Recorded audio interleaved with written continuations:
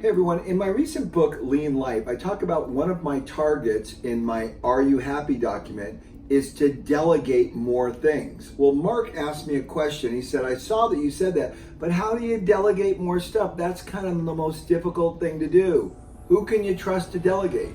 Well, I'm going to tell you the biggest realization that I learned regarding that was the reason I couldn't delegate is because I didn't spend enough time developing my people who I needed to delegate to so I could trust them to do a great job. So I wouldn't delegate anything because they weren't necessarily capable of doing it because they didn't do it the way I wanted it.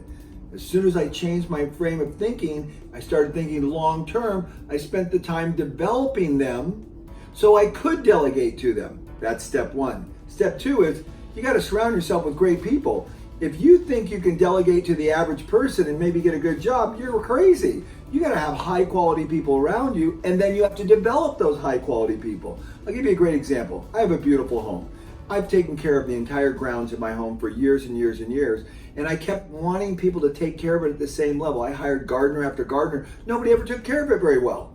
Then I realized the reason why I couldn't delegate that task off was because I didn't train them how to think like a Japanese gardener. Then I got two guys in there. I trained them for weeks and weeks and weeks and weeks and more weeks on how to think like a Japanese gardener. Guess what? They start doing an amazing job. Guess what? I could delegate things to them. Why? Because I trained them and developed them. The key to delegation is to train the right people and to train them well so you have the confidence and trust to delegate to people. That's all there is to it.